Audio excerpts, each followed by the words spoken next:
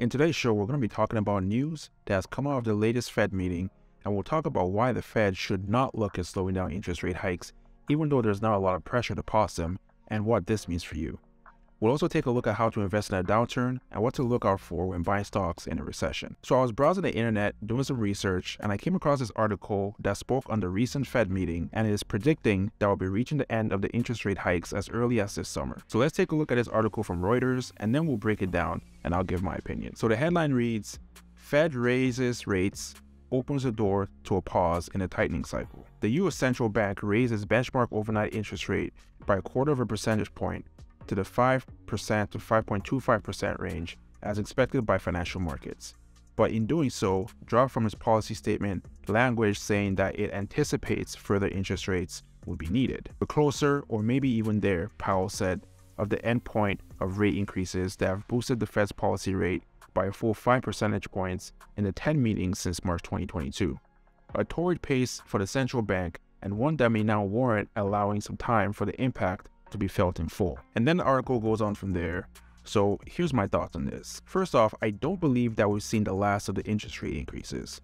Even though we're heading in the right direction, the last thing the Fed should do is actually take the foot off the gas. Heading into this meeting, the big topic of speculation was in which direction the Fed would take, especially when you consider the shakeup in the banking sector. Now, with the notable collapse of Silverstone Bank, Silicon Valley Bank, Credit Suisse, and latest the FRC, our First Republic, the so-called experts and analyst predictions vary from the Fed performing a minor increase to some calling for an actual reduction. But as we all know by now, the Fed settled on a modest 0.25 basis point increase. And now we can start to look ahead and make some educated estimates on where we think things will head from here. Now, one thing that contributed to the high inflation was the amount of excess cash available to banks, which was made available to support the level of interest rates in the economy. So back in 2020, there was a substantial amount of liquidity available, and as part of the tightening exercise that was initiated by the Fed in 2022, the excess Federal Reserve balances have been gradually reducing since then. Now, and this is one of the tools in addition to interest rate increases that the Fed has been using to fight inflation. But given the recent turmoil in the banking sector, the Fed had needed to step in to provide the liquidity needed for insured depositors to access their withdrawals. Now, if you access data made available from the Federal Reserve, the amount of money that was actually made available to these institutions increased substantially, going up by over $350 billion over that span. But here's a problem with that. If you provide such liquidity, even though it helps stabilize the banking industry, it actually also brings back some of the problems with cash overflow that came with inflation. And that's something that I believe the Fed does not want. So I believe we can actually see a scenario where the Fed stays focused on ensuring that the excess Federal Reserve balances remain on that negative trajectory and the need to correct this slight uptick that occurred recently. Again, the battle against inflation continues to be a challenge. And even as they put the pressure on, at the same time, they're trying to avoid an economic crisis. Now, there's been some progress. If we look at the CPI data, this indicates a steady drop in inflation with the expectation of March, where we saw a 5.6% increase, but it's definitely an improvement from the 6.6% inflation of 2022. Now, the main challenge is everyone is waiting for the bottom in order to take advantage of investing, and investors are looking for any sign to start pouring their money back into the market. That's why I keep hearing things like buy the dip, or people saying that the bottom is in. And by the way, if anyone tells you that the bottom is in, definitely do not believe them because they don't have a crystal ball.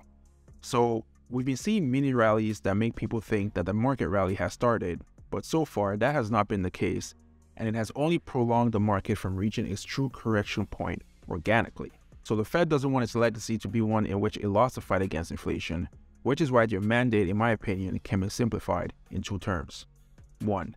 Get inflation down to 2%, and 2. Don't break the economy while doing number 1. So what does this mean for the everyday investor or for someone that's looking to take advantage of current times? Well, we know that this recessionary period brings a lot of volatility, and depending on your risk tolerance and the amount that you're looking to invest, there are several opportunities that present themselves outside of traditional stocks. Now, from what we've seen so far, those with a smaller budget or a low risk tolerance have moved towards certificate of deposits, as those are offering a higher yield than traditional savings accounts. Now, it's not difficult to find CDs that offer returns between 4 to 5%, and if you're someone that can't afford to lose any funds but still want to see some growth in your money, a CD is a decent option. The caveat here is that there can be a penalty for an early withdrawal of the money, so you need to be confident that you will not need the money before the maturity date. Now, if you go one step beyond CDs, bonds and income vehicles have become more attractive. We've seen a rise in the number of covered call income ETFs, as those have proven to be a steady source of income in these volatile times. Now, these are lower growth equities, but they do offer protection against the downside of the market. So it looks like a lot of investors are preferring that option as a way to safely grow and preserve their money. Now, another opportunity that does present itself is in the real estate market. Now, if you have quite a bit of money, with the rise of interest rates, there have been a drop in competition at certain price points, which has resulted in a cooling down of housing prices. Now, if you're a real estate investor or looking to get into real estate, this might be a period to reevaluate the numbers against what's out there to see if the right deal is available. Now, depending on when you're watching this video, prices in the market might vary, obviously, but it is something to consider. Now, if you have an even bigger budget to invest, buying a small business could be a viable option. Now, with these higher interest rates, banks are getting stricter with their lending in order to maintain liquidity. Now, this could have an impact on small businesses that are struggling financially to keep up with payments and owners that are looking to sell. Of course, this is risky, and if you're buying a business, you need to know whether the business is actually struggling due to management or if it's just a failing business model. So once again, the Fed has an obligation to fight inflation, and they'll do just what they've always done, which is to analyze the data, and as long as the economy continues to respond positively, then they will keep raising rates. Now, this is just my opinion, but Jerome Powell did hint at something like this in his words at the March Senate Banking Committee meeting. Now, he said, although inflation has been moderating in recent months, the process of getting inflation down to 2% has a long way to go and is likely to be bumpy. It's going to take some time to get there, so the best we can do on our side is to be prudent with our money while looking for safe investment opportunities. We'll take a quick break, but when we come back, we'll talk about investing in a downturn. So imagine this. Imagine you're looking to dip into the market and start investing. Given how badly the market is performing, one of the questions you're probably asking is, how long do you wait before you buy, and how do you know when stocks can't go down any further? So I think there are probably two ways to look at this, or I should say there's probably a few ways to look at this for stocks that are temporarily going down. You can say, I'm going to buy this stock because I like the price it's trading at and the safety of a margin it gives me, which is a classic way to invest based on value. You can say from here on, even though it looks like it's going down, I'm okay with it because I'm sure of my margin of safety. I know that things will eventually work out in the end. And eventually, I'll have the option to sell at a profit when the valuations get back to normal. And that's one way to look at it. Now, the other way is to take a Warren Buffett approach, which is buying a stock that's below its intrinsic value. Now, and this is even more an opportunity in the downtrend, because once you find a stock that's in a downtrend, if it falls a little bit more, you can pick up even more shares, and you can repeat this process as often as the stock is below its intrinsic value.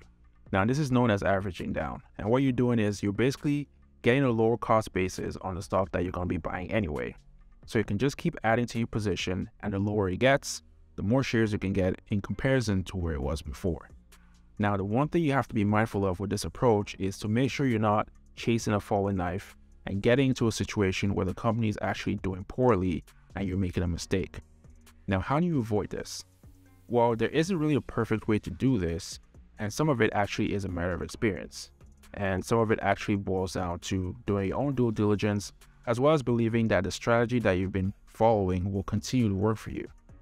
Now, another thing to be wary of is the likelihood of the business shutting down. Now, you need to be confident that the company that you're buying is resilient enough to withstand turbulent times and stay in business, even if the stock price takes a beating. Now, you have companies like SVB, which could not weather the liquidity crisis and they ended up going under.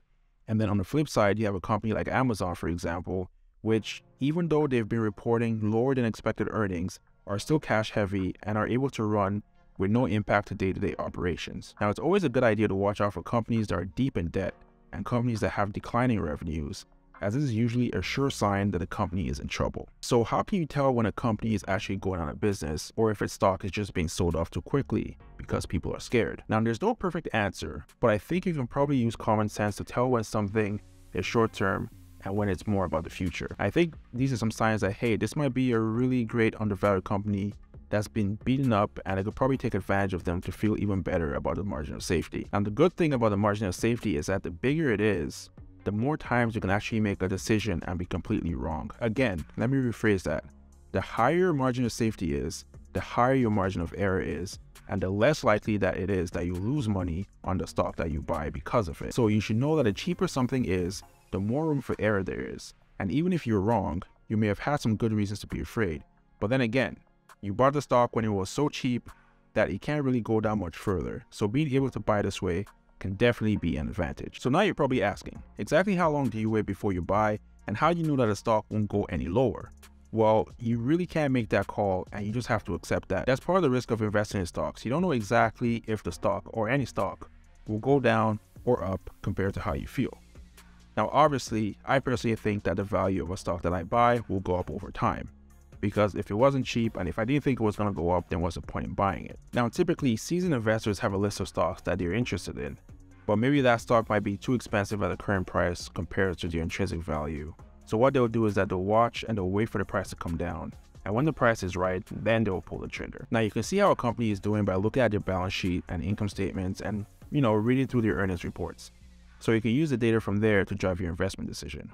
For me, I personally use a dollar cost averaging strategy once a month or more often if possible. And I'll look at a stock, make a decision, and go with it. And if it goes down, that's just a bigger dividend reinvestment that I can make. And I'll just keep holding and watching the stock and the company behind it just to make sure that there's no red flags or warning signs. So I think it's important to understand the company and make sure that you keep track of what makes it risky, because there's no surefire way to make sure that your stock won't go down. And for me personally, like I said, if I like a stock and if it's in a temporary downtrend or uptrend, I'll buy it and I'll be comfortable with my decision because I've already done my risk and company analysis. So that's basically it. So you can overanalyze all you want, but Warren Buffett has said that if you keep it simple, look for stocks with a high margin of safety and growth potential, then the dividends should ideally grow over time. And I believe these are the things to look for. I believe that the temporary downtrends are just that. You're temporary. And in the end, it doesn't matter as long as you dollar cost average and diversify. Thanks again for tuning in. If you found this episode helpful, drop a like or leave a comment. And as always, I will catch you in the next episode. Peace.